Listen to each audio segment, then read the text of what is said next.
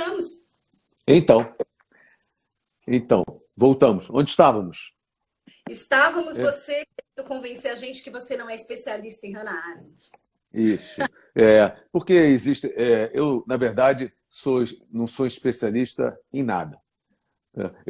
Na verdade, eu sou especialista em teatro, que é o que eu entendo e onde eu trabalho há 40 anos lá dentro. Lá dentro do teatro, vai ser difícil alguém conhecer mais do que eu, porque eu estou lá dentro mesmo e eu não sou muito burro, então, estando lá há tanto tempo, a gente acaba aprendendo.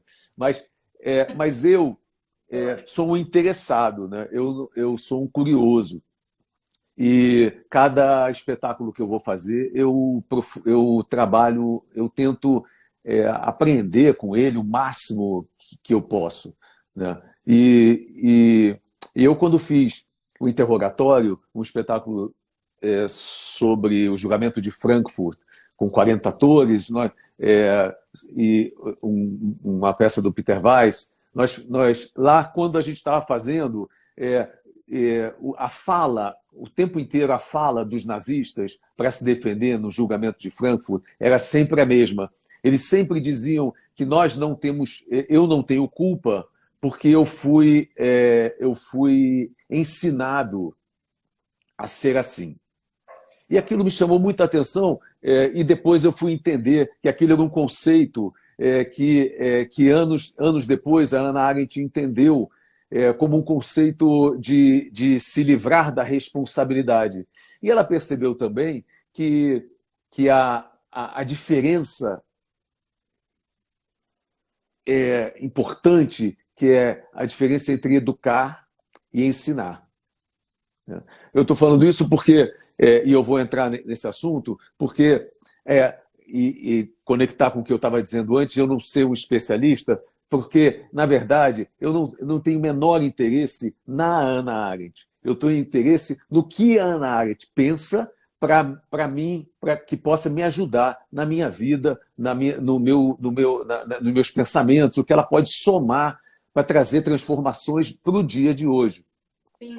Isso foi a minha função a vida inteira. Eu fiz isso com Eurípides, eu fiz isso com Clarice Lispector, eu fiz isso com Sófocles, eu fiz isso com Albi, eu fiz isso com a Emily Dickinson. O que me importa como artista é trazer dessas pessoas elas para o meu mundo e saber o que elas podem contribuir. Eu não estou pouco menos me importa que dia que ela nasceu, que ano que ela nasceu, se ela é isso, se ela é aquilo, como se pronuncia o nome dela, se é Hannah, se é Ana, se é Hannah.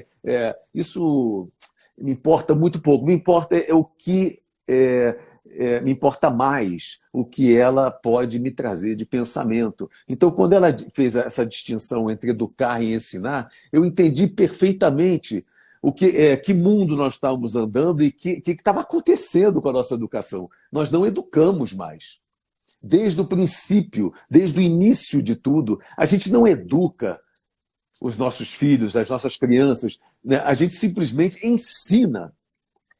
E é muito diferente, porque educar é construir um pensamento, é deixar que o outro, através da sua empatia, do seu interesse e curiosidade por aquele serzinho que acabou de nascer e que, incrível, por milagre da natureza, vai aos poucos revelando, se você deixar, os seus sentimentos, as suas sensações, as suas sensibilidades, e ele vai se aprendendo a se relacionar com o mundo, com o externo, e é muito diferente de você achar que você tem que ensinar, dizer como é que tem que como se tem que se comportar, como tem que ser, como tem que agir, como tem que pensar, e aí você vai criando um ser cheio de opiniões. Isso. Esse ser cheio de opiniões não pensa, ele só reproduz o pensamento, ele só diz aquilo que você quer que ele diga. Então você diz, meu filho, você não pode colocar o dedo na tomada.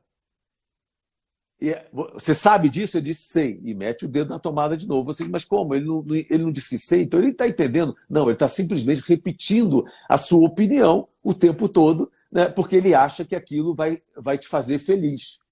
Perfeito. E aí, a partir desse momento, desse simples detalhe, você passa a trabalhar a sua personalidade, é uma palavra meio psicológica, meio de psicologia, mas você passa a se trabalhar para agradar o outro, não para descobrir, se descobrir. A função de quem educa é dar espaço para que você descubra no seu tempo, a seu tempo, e no limite também de não encher o saco do tempo do outro, nem perturbar o outro, e descobrindo, quer dizer, os seus limites em relação ao outro, porque também você não ter todo o tempo do mundo, porque você tem o mundo com o qual se relacionar. Então, você também vai aprendendo como é que você usa o seu tempo, né? Qual é o tempo que você tem para que você e que o mundo pode te oferecer. E vai se relacionando. Isso é educação. O ensinar é outra. Ensinar é o que produziu o exército nazista. Sim. Eles foram ensinados daquela maneira, a pensar daquela maneira. Eles foram ensinados desde criança a imaginar que que os judeus eram os algozes da humanidade, que era necessário que existia uma raça ariana, né? Existia um país, o país é aquela coisa, nós estamos vivendo isso. A gente não precisa mais de exemplo, a gente está vivendo, a gente está no meio desse furacão. Então, eu acho essa ideia de educar é muito importante. É muito importante porque vai levar a gente ao segundo conceito da Hannah Arendt, que é o conceito de diversidade. Porque na hora que você educa, em vez de ensinar, você não cria um exército de gente que pensa igual. O que você vai fazer? Você vai dar espaço para que cada um seja cada um. E a surpresa que vai nos causar é que aquela criança que está ali, que você achava, de repente, começa a dizer coisas e pensar coisas e agir de uma maneira completamente diferente de você. E você diz, meu Deus, que legal, tem alguém ali que é totalmente diferente de mim. E que é diferente do outro, que é diferente do outro, que é diferente do outro, que é diferente do outro. E essa diferença, o somatório, eu lembro que o Tristão de Ataíde dizia, paz é eterna convivência entre as diferenças. Aquilo marcou a minha vida, essa frase, essa ideia. Né? Porque não é para você todo mundo ser igual, porque o ensinar, você fica todo mundo igual. E aí você perde a beleza, porque nós já somos iguais. Nós somos em DNA 99,8 igualzinho, todo mundo, toda a raça humana é igualzinha. Então, aquela microporcentagem que nos difere tem que nos diferenciar mesmo. E é lindo que seja que cada um completamente diferente, tenha gostos completamente diferentes, ideias completamente diferentes, ações completamente diferentes, comportamentos diante da mesma situação completamente diferente. E isso me faz, quanto mais eu descubro as minhas diferenças, eu aceito as diferenças do outro, eu me interesso mais pelas diferenças do outro, porque elas são tão diferentes de mim que eu quero, caramba, como é que ele... Nossa, que interessante! E aí eu vou somando as diferenças. Perfeito. E isso que você está falando, Eduardo, eu acho que eu estou me segurando aqui para eu não terminar igual eu terminei a primeira vez que eu assisti o espetáculo seu. Acabou o espetáculo, eu estava lavada aos prantos, porque essa é uma questão que me mobiliza demais, porque cada vez que é quase que diariamente acontece isso comigo, encontrar pessoas ou conversar com mães que vão nesse caminho de quase... teve uma vez uma que me chamou muita atenção, que ela disse, não, eu tô só ensinando para ele o que ele deve pensar. No parquinho, quando um amigo quis pegar o brinquedo emprestado e ela queria convencer que ele tinha que emprestar. O garoto não tinha nem 2 anos ainda. E ela dava a frase para ele. Ela dizia o nome dele. O Gugu vai agora te emprestar o brinquedo. E queria que o menino repetisse isso. Marina, se você perguntar a uma criança hoje, do lado da mãe, fizer a simples pergunta, qual é o nome da sua professora? Você vai contar. Em menos de 1 segundo, a mãe responde. Você não dá nem tempo nem espaço para a criança dizer a coisa mais simples do mundo, porque a mãe já responde. Ela tem Responde. tanta ansiedade, tanto nervoso, ela fica tão. Ela tem medo de qualquer coisa, de qualquer resposta, de qualquer coisa que ele diga diferente, de ser decepcionante, do erro. Porque isso aí significa não deixar errar. E que é uma outra questão muito grave na educação no Brasil, né? Porque quando falo, eu estou falando um pouco de educação no Brasil. Por quê? Porque eu fui educado nesse lugar, porque eu eduquei minha filha até desse lugar, estou educando meu filho nesse lugar. Eu, durante a minha vida inteira, me interessei muito por esse lugar, quer dizer, porque a gente criou um projeto dentro do Grupo Tapa, lá no início, chamado Projeto Escola, que a gente levava teatro nas escolas. Então, fazia essa relação teatro e escola. A gente criou isso aí, que nunca não existia. Era esse projeto de levar teatro dentro das escolas estaduais, municipais e particulares do Rio de Janeiro. A gente correu o Rio de Janeiro inteiro, a gente ganhou prêmio com esse projeto. Enfim, isso é outro assunto, mas eu sempre gostei desse lugar, dessa questão da educação, que agora eu aprofundei por conta desse espetáculo que eu estou construindo e que já foi desconstruído, porque eu estava construindo um espetáculo chamado Hannah Arendt, uma aula magna, e ele está praticamente pronto, e o texto também. Mas o que aconteceu? O mundo virou o que eu estava falando.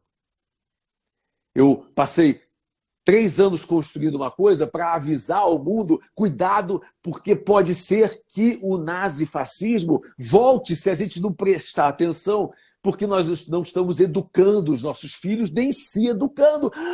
E aí o nazifascismo apareceu e já é uma realidade, nós estamos convivendo com ela sem ter nos preparado. Então, não adiantou nada eu falar tudo aquilo. A arte realmente se eu disser hoje, vira um espetáculo natural. Se eu voltar a fazer esse espetáculo, vira um espetáculo quase naturalista, ou seja, uma cópia da realidade. Olha, ele está copiando a realidade. E o artista não está aqui para copiar a realidade. Eu não estou aqui. Eu estou aqui para reinventar e propor coisas para que a gente não caia nesta realidade. Mas nós caímos nessa realidade. Tem muitas coisas que eu acho que são importantes, quer dizer, até no detalhe, né? Uma coisa que eu sempre tem 2 coisas que eu queria comentar com você. Uma é, por exemplo, o menino está fazendo aula e a prova é lá. Quem descobriu o Brasil? Aí ele responde. Ele na hora de responder, ele é múltipla escolha. Ele risca no lugar errado. Aí ele entrega a prova. Quando ele está saindo, ele fala: ih, caramba, acho que eu risquei no lugar errado. Corre para dentro, pega o professor na sala, saindo da sala, e diz assim: professor, olha, eu errei o negócio, mas eu sei, quem descobriu o Brasil foi Pedro Alves Cabral. Aí o professor diz: agora não, meu filho. Agora não pode mais. Aí você diz: ué, o importante era a nota, o tempo que ele fez a prova, ou o importante é o conhecimento? Perfeito. Porque o importante é que ele sabe quem descobriu o Brasil. Sim. Então a gente não trabalha a educação hoje não trabalha para dar o conhecimento, para produzir conhecimento no conhecimento. Ela ensina como deve se comportar, como deve responder, como. Uma das coisas que eu precisava muito falar, porque eu tenho convivido com isso, e eu acho que talvez as pessoas que estão olhando aqui, nos vendo, e que eu queria. É muito importante que a gente reveja os enunciados. Vou falar uma coisa bem idiota. Os enunciados dos testes, das provas, dos livros didáticos são aterrorizantes. Eu faço uma prova hoje, um teste com enunciado de um menino de 7 anos, eu não consigo responder. É complicadinho. Os enunciados são todos truncados. são complicados, cada frase tem 20 verbos e elas não acabam nunca e vão confundindo desde a criança de 7 anos até o Enem. Eles não são para que você responda, eles são feitos para te confundir, como um jogo de poder, como se enunciados péssimos, de péssimas qualidades. Outro dia, um professor do meu filho copiou e colou um enunciado um igual do Enem. Ele nem está se dando mais trabalho de produzir um novo enunciado, de produzir o teste. Ele corta e cola do ano passado, do ano retrasado, cola do Enem, não sei o quê. E aí vem aquelas coisas complicadíssimas que você... quando eu leio as 5 possibilidades de respostas verdadeiras, para mim, as 5 são. Mas tem aquela pegadinha daquela vírgula que está fora do lugar, e aí você... Então, o enunciado é de um português tão ruim e não comunica. Então, tanto as perguntas, quando a pergunta não comunica, ela significa que o professor que está atrás, isso é importante o professor saber, o professor que está atrás da pergunta não entendeu. Porque quando você entende a pergunta que você faz, né, você conhece o homem não pelas respostas que ele dá, mas pelas perguntas que ele faz. Com certeza. O professor, as perguntas que ele faz, e tem que essas complicações. Então eu ando muito achando muito que o enunciado, a gente pode talvez falar 10 horas só sobre essa questão de enunciado. Isso aí tem alguma coisa por trás disso que ficou lá do tempo da ditadura e que está voltando, que é você achar, você enuncia pressupondo que quem está lá para responder não vai acertar. Para ser... é igual o edital de cultura hoje dos artistas. Os editais hoje são feitos dizendo assim, por trás dizendo assim, vocês são ladrões. Pressupõe que vocês são ladrões. Então, eu vou fazer tudo de um jeito para que você... Eles querem o nosso serviço, mas não seduzem a gente para que a gente dê a eles, entregue o nosso serviço. Eles acham que nós somos culpados de alguma coisa. Sim. Diga. Eduardo, você tem uma coisa no espetáculo e que tem a ver com tudo isso que você está falando, que me mobilizou muito, que eu queria trazer aqui. Quando você diz, quer saber se o teu filho está indo bem na escola? Sabe esse trecho que aí você diz, diga para ele que amanhã não tem aula, né? E aí vamos ver a reação dele. E aí eu tenho uma sorte gigantesca que não só eu, como os meus filhos, meu marido, nós somos apaixonados pelo colégio onde eles estudam. Justamente porque a gente entende essa congruência que há entre a escola e a educação que a gente dá em casa, né? E aí eu tenho agora, nesse tempo de pandemia, acompanhado muito a sala de aula, tanto do meu pequeno que está no pré-2, quanto da minha mais velha que está no 2º ano do fundamental. E o que você falou agora a questão da expectativa que se coloca no filho, que não dá esse espaço que você estava falando, né? A professora lançou uma atividade de casa interessantíssima em que eles tinham que trazer uma pesquisa sobre diversidade cultural. Então, uma cultura e que tem a presença na tua família, e você vai apresentar alguma coisa dessa cultura, pode ser uma alimentação, alguma coisa relacionada à culinária, uma música, uma dança, enfim. E aí um aluno foi se apresentar e foi desesperador, Eduardo. A mãe, você ouvia a voz da mãe do lado falando e ele replicando, segurando o objeto que ele queria mostrar para falar sobre o artesanato daquela cultura específica, né? E aí me fez lembrar na hora a questão que eu queria que você falasse um pouco sobre o pertencimento. que você fala no espetáculo. Porque assim, né? Você diz que não é especialista em Hannah Arendt, mas aí o que você faz é uma coisa brilhante. Você coloca o Eduardo e a Hannah no espetáculo juntos em diálogo. E isso, para mim, torna você muito mais especialista do que os especialistas que assinam como especialistas. Porque Outro dia eu vi uma especialista em Hannah Arendt dando uma palestra. Ela falou durante 20 minutos, ela se apresentou. Nos outros 20 minutos, ela disse da importância da Hannah Arendt ser uma mulher. E ficou falando sobre o feminismo. Ixi. E nos últimos 10 minutos, ela se despediu. A palestra era sobre Hannah Arendt. Como quando eu fui montar o Édipo, eu fui fazer aula de Édipo com uma moça, ela deu 5 encontros de 3 horas, falou sobre Édipo, sobre a tragédia grega, sobre não sei o quê, e não falou sobre o Édipo. Nenhuma hora ela falou sobre a peça. Cena 1, não sei o quê. As pessoas vão divagando sobre as coisas, mas não falam muitas vezes sobre a coisa em si. Mas Sim. A questão que você estava colocando antes, quando a gente o que acontece? Quando você diz para o seu filho amanhã não vai ter aula, qual é a reação dele? Ele diz oba, ou ele diz ai, que saco, queria tanto ter aula. Eu, quando desço, eu tenho dois alunos, dois meninos no meu prédio. Né? Quando eu pego eles indo para a escola, a primeira coisa que eu pergunto, você preferia ficar em casa ou ir para a escola? E eles dizem, 1000 vezes ficar em casa. Ou seja, a escola dele. Né? E a mãe faz a mesma coisa. A mãe diz assim, cara, amanhã não tem aula, que legal, vamos aproveitar o feriado.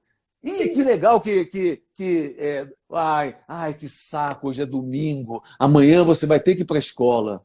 É assim, a mãe ela vai passando isso. E o professor também, hoje, está fazendo o mesmo serviço. Ele não traz vida nem curiosidade. Primeiro, socialmente, vamos falar, o professor hoje tem se eximido também de muita. Claro, vamos tirar a questão de que ele deveria. A partir do princípio que a educação deveria ser onde estaria mais localizada a verba toda, o professor tem que ser muito mais bem pago do que o pai do aluno, porque se o professor é mais mal pago do que o pai do aluno manda na escola. E não é o professor que manda na escola. E o pai do aluno é que determina ao professor o que ele vai ensinar. E o professor fica simplesmente, é o empregado da escola, que é uma empregada dos pais. E isso é uma inversão total de valores que desdignifica, não sei se essa palavra existe, a função primeira, né, do professor, que é justamente ele comanda esse lugar. Né? Ele é que comanda. Porque ele comanda, ele também é responsável pelo que ele pensa, pelo que ele produz, pelo que ele ensina, pelo que ele educa. Porque não há como, se o professor não pensa e só reproduz o que a família manda ele dizer e que a escola também manda ele dizer, ou só reproduz o conhecimento, nós perdemos o diálogo entre uma criança viva, cheia de curiosidade, e um professor que só reproduz conhecimento.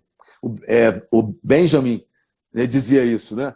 Quando você apenas reproduz conhecimento, você mata a aura do objeto inicial. Eu saí da escola sabendo que a Lei Áurea foi promulgada em 13 de maio de 1888. Mas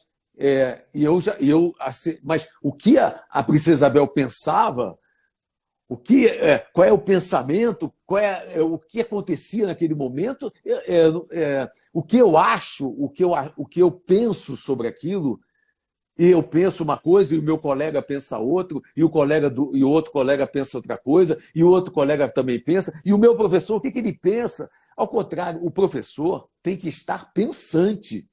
Ele é responsável ideologicamente pelo que ele pensa. Se você não gostar do que ele pensa, você ou trabalha o tempo todo contra ele, contra o pensamento dele, entendendo o pensamento dele e rediscutindo, e discutindo o pensamento dele, ou se for um pensamento que realmente não te agrada, você tem que sair da sala. Dizer assim, isso aqui não é o que... Mas ele fica ali garantido o emprego. Igual professora de brasas, sabe? Você não pode perder o aluno. Você fica elogiando o aluno. Ah, vamos lá, não sei o quê. Fica fazendo circo. Você não pode perder o aluno. Se você perder o aluno, você perde, você é mandado embora. Então, o professor mal pago, na sociedade capitalista, a segunda coisa muito importante que a gente tem que perceber é que nós estamos vivendo duas situações, nesse momento, muito graves e muito sérias. Uma parte minúscula da população está fazendo aula. Mas 99% da população, nesse momento, está em casa, as crianças estão em casa sem fazer aula nenhuma. Elas já perderam um ano. Sim. Por quê? Porque as escolas públicas não têm aparelhamento suficiente, nem condições suficientes de produzir um conteúdo suficiente. Isso chama-se desigualdade social. Isso não é mais, sei que, né? Isso é fato. Tem criança que não está perdendo o ano, está mantendo o ano, e tem criança hoje que vai perder o ano letivo. Não é o ano letivo no sentido do ano letivo. Não tem discussão de conhecimento. Está privada de conhecimento. Fala. O que me desespera muito é que essa pequena porcentagem que está em casa tendo aula, eu acredito que 99% dessa pequena porcentagem está dia e noite escutando mãe e pai falando que a aula que está fazendo ali online não está prestando para nada. Isso me dá uma angústia, Eduardo, isso me dá um desespero, porque está jogando contra. Ao invés de aproveitar o momento para estar junto ali, quem pode, quem está em casa, e quem não está, continua na mesma relação, a pessoa que está saindo para trabalhar, de entender o que é que está sendo feito ali, né, nesse momento, não. Está reclamando porque está sendo feito. Né? Então, também nós vivemos... e estamos vivendo um momento incrível para o professor, porque pela primeira vez, eu em casa estou vendo, acompanhando o que o professor faz em sala. Isso é uma novidade incrível. Eu estou podendo, como pai, os pais estão podendo ver, ouvir o que o professor, a aula do professor, o que ele está ensinando, como ele está ensinando. Outro dia eu vi um professor de educação física dizendo como ele não podia dar... ele estava falando sobre a importância que o esporte tem nas mudanças sociais, na história. Então ele contou a história do gladiador, depois contou a história dos Panteras Negras, depois ele vai da importância que teve o ato de antirracista ou um negro ganhar dentro da Alemanha, né, a corrida.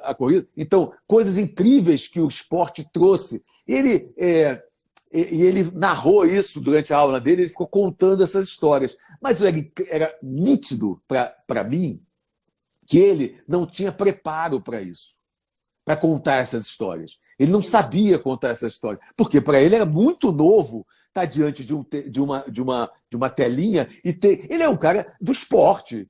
Ele ensinava a jogar futebol, a jogar vôlei, jogar basquete, e de repente ele se viu diante de um momento intelectual, onde ele precisava trazer valores, trazer ética, trazer conteúdos fora da questão prática, né? Então, ele vai ter que se reinventar. E é lindo você ver o professor sendo obrigado a se reinventar. Mas era lindo se todos os professores estivessem se reinventando. Mas eu quero deixar aqui o meu obrigado à instituição que eu estou participando, né? E o meu parabéns aos professores que estão nesse processo. Porque eu não sei se eu sou muito poliana, Eduardo, se eu acredito muito no poder de transformação das pessoas e acredito muito na vida, mas o que eu estou vendo é um movimento muito maior no sentido de reinvenção dos educadores, de busca, de querer se atualizar, de querer entender a ferramenta, de querer fazer isso que você falou agora do professor de educação física, do que o contrário. contrário, do que os que estão se acomodando. Acho que no começo até teve muito esse movimento assim de, não, mas espera aí, mas eu não sou youtuber, mas eu não sou... E aí depois eu entendi que saíram dessa zona de reclamação e de conforto para assumir uma potência nesse novo lugar do professor, né? Quero ler aqui o comentário do irmão Wagner falando, né? Exato, uma sociedade desigual em oportunidades, muito difícil. Estamos buscando fazer o melhor possível. Os professores são heróis e heroínas nesse momento. E eu tenho visto muito assim mesmo. E as Por crianças isso que também. é isso. Oi? Por isso que eu estou falando. Neste momento, nós estamos vivendo, nesse momento de pandemia, nós estamos vivendo uma situação dos médicos salvando vidas do lado de fora e os artistas salvando as vidas do lado de dentro. É isso que nós estamos vivendo. E o que nós não estamos vivendo onde está a educação. Sim. Os educadores não estão em lugar nenhum. Por quê? Porque não há educação nesse país.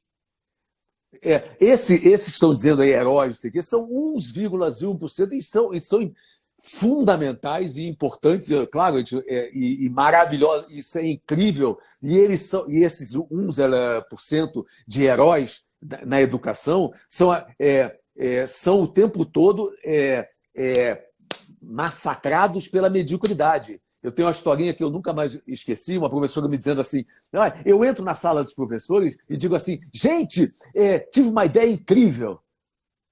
Aí a outra está sentada lá e diz assim, ai, lá vem ela. Gente. É assim que funciona. E quem é professor, está me ouvindo aí, sabe que é assim. Então, são heróis mesmo, porque mantêm o elan e a dinâmica, mesmo apesar de. Mas, com o tempo, essa pessoa que está ali, toda vez que você entra lá, olha, tem uma ideia incrível, e a pessoa diz, ai, lá vem ele, ai, lá vem ele, lá vem ele. Com o tempo, a mediocridade foi tomando conta da educação, e aí, nos últimos anos, agora, né, com esse governo, aí não tem mais mesmo, não tem mais nada. Nada, é trevas, é fundo do poço, é trevas. E é exata o que a educação, como que a educação poderia, nesse momento, estar salvando? Como a classe médica está salvando lá fora, os artistas estão salvando aqui dentro. É porque, se nós fôssemos um povo educado, nós jamais sairíamos de casa. Já não tínhamos saído de casa. Não, estaremos todos preservando a sua vida e a vida do outro, porque somos éticos, porque temos empatia, porque somos educados para preservar a vida. Que nós somos o meio ambiente. Outro dia, o cara perguntou, mas quando foi que nós nos separamos do meio ambiente? Quando foi? Isso é que está causando essa pandemia é causada justamente por esse momento que nós dissemos o ambiente é uma coisa, eu sou outra, o ser humano, e nós somos nada. Se a humanidade desaparecer amanhã, não vai fazer nenhuma diferença para o planeta. Isso é muito importante que a gente perceba, e se a gente não sair dessa pandemia com essa noção de que nós não somos nada e que somos finitos, eu sou finito. O ser humano é finito. Eu nasci e vou morrer. Por que a gente acha que a humanidade não é? A humanidade também um dia vai desaparecer. Mas eu trabalho incessantemente em mim e no meu corpo, me estudando e trabalhando para que eu me mantenha vivo o mais tempo possível em estado de saúde. E nós temos que trabalhar o tempo inteiro para que a humanidade também se mantenha o mais tempo possível dentro desse planeta em estado de saúde. Mas nós temos que dizer isso para o bebê que está nascendo. Temos que dizer isso para a criança que tá entrando na escola, que está começando a ser educada em casa. A nossa casa precisa estar falando isso o tempo todo. Então, esses professores e é muito importante hoje a gente perceber que a não educação, nós não investimos na educação. Nós pegamos o dinheiro todo do planeta e investimos em armas. Hoje, o maior sonho de consumo de um jovem em qualquer, em todo o mundo é uma metralhadora russa, Raskolnikov, igual nos Estados Unidos, assim, tem um carro BMW, tem não sei o que lá. O sonho de consumo é uma metralhadora, tal, russa. E nós somos privilegiados brasileiros porque não vivemos isso, não tivemos guerra, não somos um país bélico, não éramos um país bélico, não passamos por guerras, então, mas nós viramos um país militarista, miliciano, onde a arma cada vez mais está entrando e cada vez balas estão entrando. Então, o investimento é em bala e não em educação, no professor, na educação do professor. O professor, exato. Eu lembro, eu fiz um espetáculo há 30 anos atrás na escola de normalistas, que no final do espetáculo, do debate, as perguntas eram tão chulas, eram tão toscas, tão primárias, que eu lembro naquela época eu disse para ele, olha, gente, se vocês serão os professores amanhã, nós estamos ferrados. Agora, imagina já os alunos dessas professoras, os alunos das professoras, porque são anos e anos e anos sem um investimento real na qualidade do professor, no interesse. Tem milhares de professores talentosos, mas tem milhares de professores que não têm talento nenhum, desvocacionados. Eles vão lá para ganhar um dinheirinho e tem 10 empregos e repetem. Todo dia eles repetem a mesma coisa,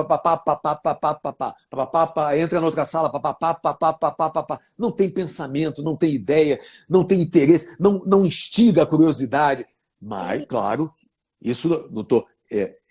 a generalização é uma ignorância. Eu não estou generalizando. Existem também os heróis, tudo mais, mas a gente não está vendo esses heróis.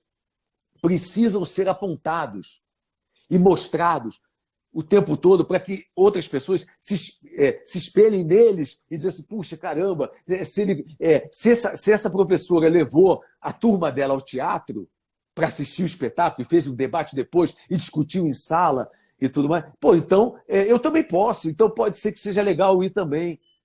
Sim, Eduardo, as pessoas estão falando aqui, calma, o professor Edivaldo, calma, Eduardo, ele está fervendo, mas é isso que faz de você, para mim, um grandíssimo especialista em Hannah Arendt, porque você traz reflexões que fazem com que a gente consiga, de maneira efetiva, mudar a nossa sala de aula. E é esse encontro entre os seus pensamentos e a crise da educação e tudo que toda a profundidade do pensamento da Hannah Arendt que faz com que nós, professores que estamos aqui ouvindo isso, consigamos mudar o mínimo que seja dentro da nossa ação, dentro da sala de aula. Olha só, eu vou te dar um exemplo de uma coisa que nunca me coube como educadora, que eu nunca fiz. Eu dou aula na UFRJ, no Departamento de Arte Corporal, no curso de dança, licenciatura, teoria e bacharelado. Eu estou com vários alunos aqui ouvindo a nossa live que não me deixam mentir, eu nunca dei nota para um aluno. Eu sempre entreguei a avaliação na mão deles. Porque eu não vou dar um número. Como é que eu vou avaliar se o aluno produziu um pensamento, se ele chegou Claro. Claro. Quem tem que se dar a nota é você mesmo. Sim. Quem sabe se você aprendeu não é o professor. Quem sabe se você aprendeu é você. E desde o início, da primeira infância, você tem que ir aprendendo a se olhar, a se observar, a perceber as suas diferenças, perceber o que você aprendeu, o que você não aprendeu. O que adianta o cara o que tem hoje de deputado, de vereador, de um monte de gente, assim, o currículo do cara, nossa, doutorando e não sei o que lá, e o cara não sabe nada. O cara ganha o diploma. Hoje em dia o cara compra o diploma, ganha o diploma, se forma, mas na verdade ele não sabe nada. Sim. Então, isso quem tem que saber se você aprendeu, se você não aprendeu, se você sabe, se você não sabe, é você mesmo. Eu vou me dar a nota. Eu sei, não sei. E hoje, o cara recebe a nota, a prova de volta, o menino. Aí ele tirou 8 e errou 2. Aí ele comemora as 8. ele não vai estudar as duas que ele errou. Porque o que o professor está dizendo para ele é que você tem duas coisas que você não sabe. Então, vamos trabalhar em cima do que você sabe? Não Sim. importa os 8. Claro que importa os 8. São as coisas que ele sabe. Mas as Mas, duas coisas que ele errou, ele tem que levar para o professor e dizer assim, professor, eu acho que eu errei isso aqui porque eu não entendi. Eu pensei de um jeito, achei que eu não sei o que. Essa discussão é que importa. Mas a nota... sim. Ai, tirei Mas 8. Mas, Eduardo, isso é educar e não ensinar. Só que se não começa lá na infância, o que eu vejo reverberar ali na faculdade é, por exemplo, escutar de aluno assim, ah, não, tranquilo, a disciplina da Marina é porque a Marina não dá prova, não dou prova. Não é que eu não é só o fato de eu não Uhum. dar a nota e pedir Nota, não dou prova. É. dia, né? Você fala isso no espetáculo, é maravilhoso. Estudar não é para prova, é para a vida. Isso, isso. Da É. prova, conhecimento de ninguém na faculdade. A pessoa O escolheu fazer. gosto. Existe uma coisa, não existe nada mais maravilhosa do que a busca pelo conhecimento. Não. Eu acho que depois, como eu sou um ser humano pré-Google, ninguém pode, hoje em dia, tendo o Google, está privado dessa beleza que é a busca do. Qualquer coisa você pode perguntar que ele te responde imediatamente. Isso é uma maravilha da tecnologia. Eu tinha que, antigamente, tinha que ter a Delta lá, Rússia, a Barça em casa, alguém que tinha, e procurar. Aí ir lá para buscar uma pergunta. Hoje, em um segundo, a resposta vem e te abre novas perguntas. Uhum. Então, a curiosidade, não deixar nada sem resposta. Né? E também, muito. Tem outra coisa que eu não posso deixar de dizer contra a classe dos professores, não, que é ruim essa ideia da classe. Mas tem muito professor muito vaidoso. E é importante que o professor quebre a sua vaidade, porque a vaidade do professor tem que ser quebrada, porque o aluno precisa ver aquilo, o homem que está ali atrás, o ser humano imperfeito, o que erra, o estabanado, o trouxa, aquele ser humano que entra tudo certinho, toda certo, sei quê, e faz, sabe, aquela coisa meio militar. Isso produz isso não dá ao aluno a dimensão de que ele também pode acertar por caminhos que ele nem sabe. Porque errar é um direito maravilhoso que a gente tem. Né? E tem uma história que ficou clássica, que eu contava lá nos Estilhaços, que é uma peça que eu montei, que era assim, uma vez a minha filha chegou em casa e uma vez a escola da minha filha me ligou dizendo que era bom, que a Maria Júlia estava muito dispersa, estava muito na sala, estava dispersa demais, e que eles recomendavam, então, que levasse ela para fazer uma terapia, porque ela estava muito dispersa. Eu liguei para a mãe dela e falei, que engraçado, o que está acontecendo? Estranho, porque as notas dela são ótimas, ela é uma aluna maravilhosa, não tem nada, eu não vejo nada que justifique eu levar ela para a terapia, mas eles estão me recomendando isso para dizer que ela está muito dispersa. Aí ficamos pensando, eu falei assim, peraí, eu vou esperar ela chegar em casa e vou conversar com ela. Aí ela chegou em casa, eu perguntei, Maria Júlia, estão dizendo lá na escola que você está muito dispersa, que você está perdendo durante a aula, você não está prestando. Aí ela olhou para mim e falou assim, pai, o professor explica. Eu entendi. Até o Francisco entender,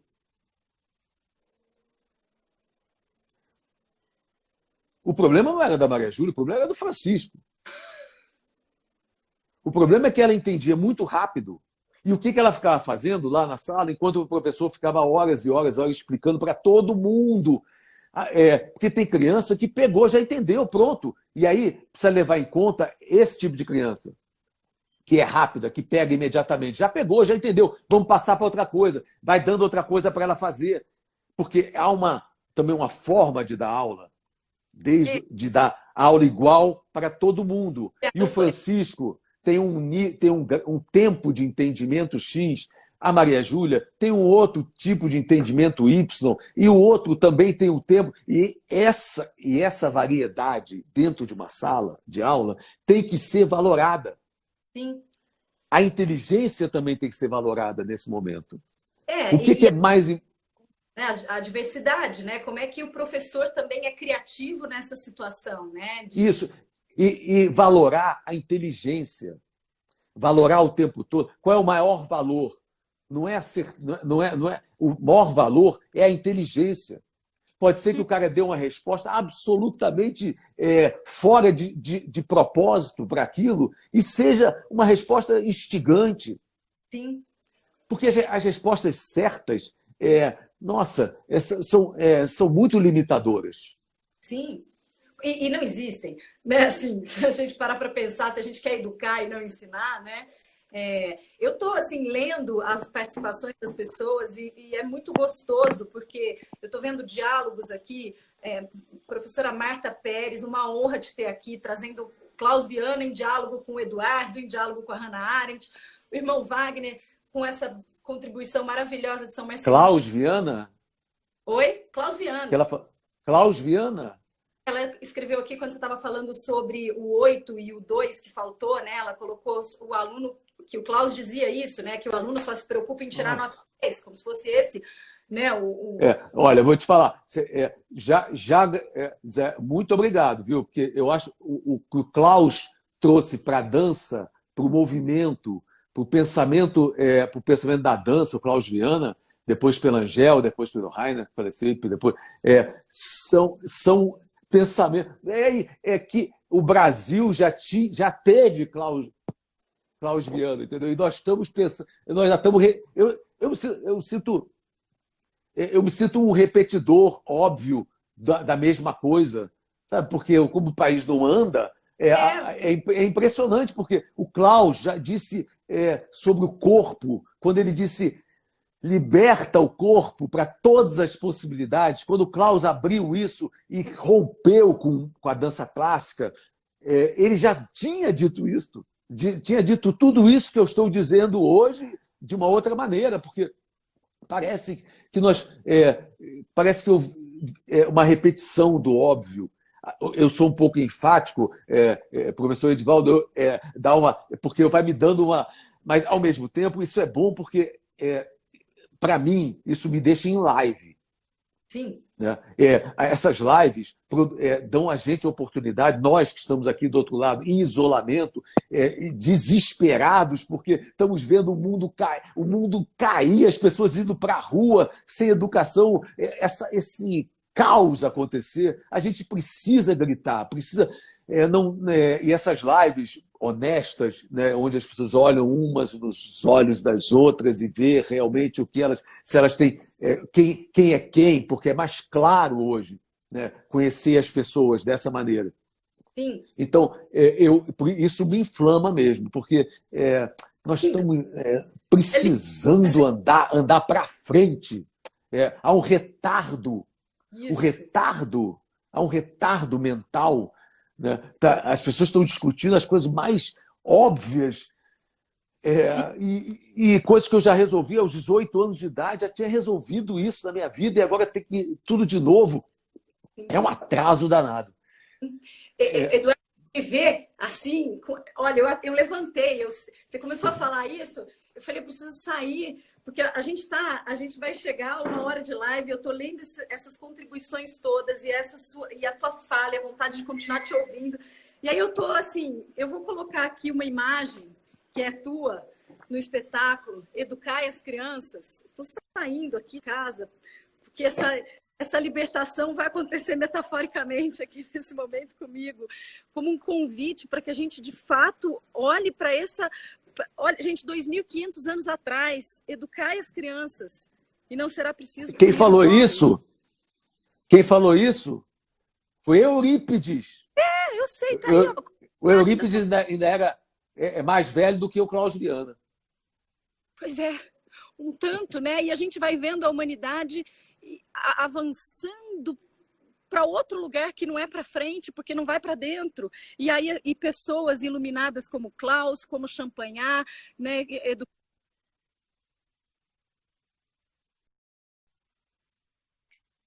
Aí vem a gente e aí? E a gente? A ação que você grita no final do espetáculo? Eu estou emocionada mesmo. A pessoa escreveu aqui, ela está emocionada. Eu acho Eduardo, que a gente vai... a emoção em inglês significa, eles usam a palavra to move para dizer que comover, mover com. Essa é a nossa função. A ação é comover mesmo, to move. Precisamos fazer isso. É isso que nós temos que fazer com nossos alunos, tirar eles da cadeira. Isso. Fazer. Mas não é tirar, vamos levantar, não. Tirar eles da cadeira, dizer vamos trabalhar, Isso. vamos estudar para um mundo melhor, para sermos pessoas melhores, para contribuir para o Brasil bom, somar pela justiça social, pelas pessoas. Justiça social virou uma palavra meio boba, né? Pela justiça. Justiça entre as pessoas. É isso. Sejamos justos. Eduardo, as pessoas estão pedindo aqui para a gente cair e voltar. A gente não vai fazer isso hoje, mas Eduardo vai voltar aqui para a gente falar mais, né? Porque isso é muito... E eu gosto, de todo mundo que eu gosto de conversar, o Eduardo é o cara que toda vez me emociona. Eu terminei a primeira vez que eu assisti o espetáculo dele aos prantos, assistindo ensaio depois, agora te ouvindo falar, porque você é esse cara da ação, você é o cara que não interessa. Tá bom, a gente ficou aqui uma hora falando sobre isso, e aí? O que a gente vai fazer depois? A gente vai voltar. Não adianta se a gente não agir. E isso começa pequenininho. Eu tô Condomínio aqui na rua. Eduardo, tempo. Eu quero saber se você quer trazer alguma consideração final, senão eu quero te fazer um pedido. Porque não, vai acabar... Isso, é isso. Temos que botar o mundo em movimento. A Terra gira, mas botar ela girando de uma maneira, né, certinha. Isso. É isso. Eduardo, a gente tem um tempinho bem pequenininho e tem uma história que você conta, que eu queria pedir para você contar para as pessoas que estão ouvindo a gente, que é aquela história da praia, do caco de vidro. Porque eu acho que ela diz muito sobre as nossas ações nesse momento e sobre as suas reflexões e as reflexões que a Hannah Arendt traz. Eu conto no meu espetáculo que uma vez eu estava passando pela praia e vi um sujeito jogando vôlei na areia. E, de repente, ele parou o jogo do nada. Ele interrompeu o jogo, olhou para a areia e viu um caco de vidro enorme dentro da quadra. Ele olhou aquele caco de vidro, achou aquilo um absurdo. Aí ele pegou o caco de vidro e tirou o caco de vidro da quadra e botou na areia do lado de fora.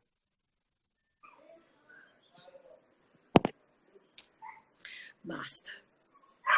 Basta. Eduardo, querido, sem palavras para te agradecer por essa... Isso não é uma live, isso é um levante, isso é uma marcha. E que a gente saia daqui com essa paixão que você tem, que você traz sobre esse assunto, que a gente levante a bandeira da educação dentro da gente primeiro, se reeduque e a gente possa ir para frente, que sempre foi para dentro. Vamos olhar para a gente e aí a gente vai. E aí a gente vai juntos. Vamos olhar para dentro da gente, ver qual é a nossa diferença e o que a gente pode fazer com essa diferença, pode melhorar a vida do outro. Isso.